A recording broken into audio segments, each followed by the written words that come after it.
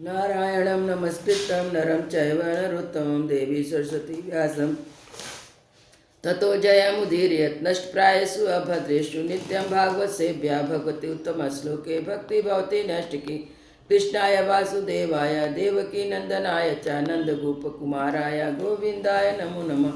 मूकं करोति वाचालं पङ्गुलङ्घ्यते गिरिं यत्कृपातमहं वन्दे परमानन्दं माधवं श्रीचैतन्येश्वरं श्रीगुरुदीनतारिणं। श्रीमद्भागवत महापुराण स्कंद 8 अध्याय 3 गजेंद्र के द्वारा भगवान की स्तुति और उसका संकट से मुक्त होना। सुखदेव जी कहते हैं, परीक्षित अपनी बुद्धि से ऐसा निश्चय करके गजेंद्र ने अपने मन को हृदय में काद किया और पूर्व जन्म में सीखे हुए श्रेष्ठ स्रोत के जप द्वारा भगवान की स्तुति करने लगा। गजेंद्र ने कहा, जो जगत के मूल कारण है और सबके हृदय में पुरुष के रूप में विराजमान है एवं समस्त जगत के एकमात्र स्वामी हैं, जिनके कारण संसार में चेतना का विस्तार होता है, उन भगवान को मैं नमस्कार करता हूँ, प्रेम से उनका ध्यान करता हूँ। यह संसार उन्हीं में स्थित है, उन्हीं की सत्ता से प्रतीत हो रहा है, वे इसमें व्याप्त हो रहे हैं, स्वयं उसके ही रूप में प्रकट हो रहे हैं। यह सब होने पर भी संसार इसके कारण प्रकृति से सर्वदा परे हैं। उन स्वयं प्रकाश स्वयं सिद्ध सत्तात्मक भगवान की मैं शरण ग्रहण करता हूँ। यह विश्व प्रपंच उन्हीं की माया से अध्यस्त है। यह कभी प्रतीत होता है तो कभी नहीं, परंतु उनकी दृष्टि ज्यों की त्यों एक सी रहती है। वे इसके साक्षी हैं, उन दोनों को ही देखते रहते हैं। वे सबके मूल हैं, अपने मूल में वही है, कोई दूसरा उनका कारण नहीं है। वे समस्त कार्य और कारणों से अतीत से मेरी रक्षा करें। प्रलय के समय लोक और लोकपाल इन सब के कारण संपूर्ण रूप से नष्ट हो जाते हैं। उस समय केवल अत्यंत घना और गहरा अंधकार ही अंधकार रहता है, परंतु अनंत परमात्मा उससे सर्वथा परे विराजमान रहते हैं। वे ही प्रभु मेरी रक्षा करें। उनकी लीलाओं का रहस्य जानना बहुत कठिन है। वे नट की भांति अनेक भेष धारण करते हैं और उनके वास्तविक रूप को ना तो कोई देवता जानते हैं ना ऋषि। फिर दूसरा कौन प्राणी है जो वहाँ तक जा सके, उनका वर्णन कर सके। वे प्रभु मेरी रक्षा करें। जिनके परम मंगलमय स्वरूप का दर्शन करने के लिए महात्मागण संसार की समस्त आसक्तियों का परित्याग कर देते हैं, वन में जाकर अखंड भाव से ब्रह्मचर्य आदि का अलौकिक व्रतों का पालन करते हैं तथा अपने आत्मा को सबके हृदय में विराजमान देखकर स्वाभाविक ही सबकी भलाई करते हैं। वे ही मुनियों के सर्वस्व भगवान मेरे सहायक हैं। वे ही मेरी गति हैं। ना उनमें जन्म कर्म है और ना नाम रूप, फिर संबंध गुण और दोष की तो कल्पना ही कैसे की जा सकती है। फिर विश्व की सृष्टि और संहार करने के लिए समय समय पर वे अपनी माया से स्वीकार करते हैं। उनके अनंत शक्तिमान सर्व ऐश्वर्यमय परम ब्रह्म परमात्मा को मैं नमस्कार करता हूँ। अरूप होने पर ही बहुरूप है। उनके कर्म अत्यंत आश्चर्यमय हैं। उनके चरणों में नमस्कार करता हूँ। स्वयं प्रकाश सबके साक्षी परमात्मा को नमस्कार करता हूँ, जो मन वाणी और चित्त से अत्यंत दूर है। उन परमात्मा को मैं नमस्कार करता हूँ। विवेकी पुरुष कर्म संन्यास अथवा कर्म समर्पण के द्वारा अंतकरण शुद्ध करके जिन्हें प्राप्त करते हैं, वह स्वयं तो नित्य मुक्त परमात्मा ज्ञान स्वरूप है ही, दूसरों को केवल मुक्ति देने की सामर्थ्य भी उन्हीं में है। उन प्रभु को मैं नमस्कार करता हूँ, जो सत रज तम इन तीनों गुणों का धर्म स्वीकार करके क्रमशः शांत घोर और मूढ़ अवस्था को धारण करते हैं। भेद रहित संभाव से स्थित ज्ञान घन प्रभु को मैं नमस्कार करता हूँ। आप सबके स्वामी, समस्त क्षेत्रों के काज ज्ञाता, सर्व साक्षी है। आपको मैं नमस्कार करता हूँ। आप स्वयं ही अपने कारण है। पुरुष और मूल प्रकृति के रूप में आप ही हैं। आपको बार बार नमस्कार है। आप समस्त इंद्रियों के विषय के दृष्टा हैं, समस्त प्रतीतियों के आधार हैं। अहंकार आदि छाया रूप असत वस्तुओं द्वारा आपके यह अस्तित्व प्रकट होता है। समस्त सत्ताओं के रूप में केवल आप ही भास रहे हो। मैं आपको नमस्कार करता हूँ।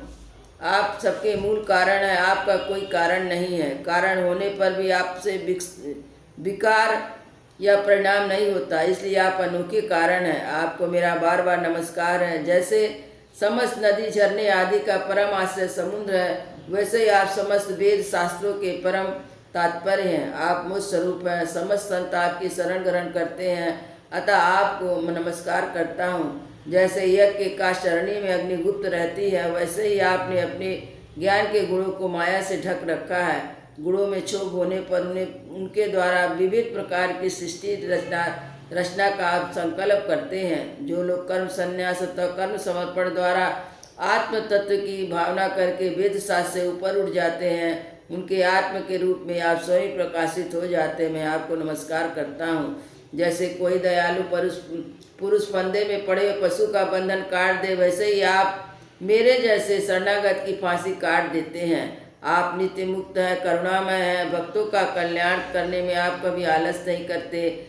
आपके चरणों में मेरा नमस्कार है। समस्त प्राणियों के हृदय में अपने अंश द्वारा अंतरात्मा रूप में आप उपलब्ध होते रहते हैं। आप सर्वस्व पूर्ण एवं अनंत हैं। मैं आपको नमस्कार करता हूँ। जो लोग शरीर, पुत्र, गुरुजन, गृह, संपत्ति और स्वजन से आसक्त है, उन्हें आपकी प्राप्ति अत्यंत कठिन है, क्योंकि आप स्वयं गुणों की आसक्ति से रहित है। जीवन मुक्त पुरुष अपने हृदय में आपका निरंतर चिंतन करते रहते हैं। उन सर्वस्व पूर्ण ज्ञान स्वरूप भगवान को मैं नमस्कार करता हूँ। धर्म, अर्थ, काम और मोक्ष की कामना से मनुष्य स्वयं उन्हीं का भजन करके अपनी अभिष्ट वस्तु प्राप्त कर लेते हैं। इतना नहीं, उनकी सभी प्रकार का सुख देते हैं, अपने ही जैसा अविनाशी पार्षद शरीर भी देते हैं। वे परम दयालु प्रभु मेरा उद्धार करें। जिनके अनन्य प्रेमी भक्तजन मुनि की शरण में रहते हुए उनमें से किसी की वस्तु की यहाँ तक मोक्ष की अभिलाषा नहीं करते, केवल उनकी परम दिव्य मंगलमय लीलाओं का गान करते हुए आनंद के समुद्र में निमग्न रहते हैं। जो अविनाशी, सर्वशक्तिमान, अव्यक्त, इंद्रियतीता, अत्यंत सूक्ष्म है, जो अत्यंत निकट होने पर ही बहुत दूर जान पड़ते हैं, वे आध्यात्मिक योग अथवा ज्ञान योग, भक्ति योग द्वारा प्राप्त होते हैं। उन्हीं आदि पुरुष अनंत एवं परिपूर्ण परब्रह्म परमात्मा की मैं स्तुति करता हूँ। जिनकी अत्यंत छोटी कला से अनेक नाम रूप के भेदभाव सहित ब्रह्मा आदि देवता और चराचर लोक की सृष्टि हुई, वैसे ही धधकती हुई आग किससे लपटे और प्रकाश में सूर्य से उनकी किरणें बार बार निकलती लीन होती रहती है। वह जैसे ही जिन स्वयं प्रकाश परमात्मा से बुद्धि, मन, इंद्रिय और शरीर जो गुणों के प्रभाव रूप है बार बार प्रकट होते हैं, लीन हो जाते हैं, वे ही भगवान। ना देवता, ना असुर, वे मनुष्य, पशु, पक्षी भी नहीं, ना वे स्त्री है, ना पुरुष और ना ही नपुंसक, कोई साधारण असाधारण प्राणी भी नहीं है। ना वे गुण है, न कर्म, न कार्य, ना ही कारण। सबका निषेध हो जाने पर जो कुछ बचता वही उनका स्वरूप है। वे ही सब कुछ है। वही परमात्मा मेरे उद्धार के लिए प्रकट हो। मैं जीना नहीं चाहता। हाथी की होनी बाहर भीतर सब ओर से अज्ञान रूप आवरण द्वारा ढकी हुई है, इसको रखकर करना ही क्या है। मैं तो आत्म प्रकाश को ढकने वाले अज्ञान रूप आवरणों से छूटना चाहता हूँ, जो काल क्रम से अपने आप छूट नहीं सकता, जो केवल भगवत कृपा अथवा तत्व ज्ञान के द्वारा नष्ट होता है। इसलिए मैं उन पर ब्रह्म परमात्मा की शरण में हूँ, जो विश्व रहित होने पर विश्व के रचयिता, विश्व स्वरूप है। साथ ही जो विश्व की अंतरात्मा के रूप में विश्व रूप सामग्री से क्रीड़ा भी करते हैं, उन अजन्मा परम पद स्वरूप ब्रह्म को मैं नमस्कार करता हूँ। योगी लोग योग के द्वारा कर्म वासना कर्म फल को भस्म करके अपने योग शुद्ध हृदय में जिन योगेश्वर भगवान का साक्षात्कार करते हैं, उन प्रभु को मैं नमस्कार करता हूँ। प्रभु, आपकी 3 शक्तियाँ सत, रज और तम राग आदि वेग है। समस्त इंद्रिया और मन के विषय के रूप में आप ही प्रतीत हो रहे हैं। इसलिए जिनकी इंद्रिया बस में नहीं है, वे तो आपकी प्राप्ति का मार्ग भी नहीं पा सकते। आपकी शक्ति अनंत है। आप शरणागत वत्सल हैं। मैं आपको बार नमस्कार करता हूँ। आपकी माया हम बुद्धि से आत्म का स्वरूप ढक गया है, इसीलिए जीव अपने स्वरूप को नहीं जान पाता। आपकी महिमा अपार है। उन सर्वशक्तिमान माधुर्य निधि भगवान की मैं शरण में हूँ। सुखदेव जी कहते हैं, परीक्षित, गजेंद्र बिना किसी भेदभाव से निर्वेश रूप से भगवान की स्तुति की, इसलिए भिन्न भिन्न नाम और रूप को अपना स्वरूप पाने वाले ब्रह्मा आदि देवता उनकी रक्षा करने के लिए नहीं आए। उस समय सर्वात्मा होने के कारण सर्वदेव स्वरूप एवं स्वयं भगवान श्री हरि प्रकट हो गए। विश्व के एकमात्र आधार भगवान ने देखा कि गजेंद्र अत्यंत पीड़ित हो रहा है, अतः उसकी स्तुति सुनकर वेद में गरुड़ पर सवार होकर चक्रधारी भगवान बड़ी शीघ्रता से वहाँ से चल पड़े। जहाँ गजेंद्र अत्यंत संकट में पड़ा हुआ था, उसके साथ स्तुति करते हुए देवता भी आए। सरोवर के भीतर भगवान ग्रह ने गजेंद्र को पकड़ रखा था और वह अत्यंत व्याकुल हो रहा था। जब उसने देखा कि आकाश में गरुड़ द्वारा सवार होकर रथ में चक्र लिए भगवान सवार होकर हाथ में चक्र लिए भगवान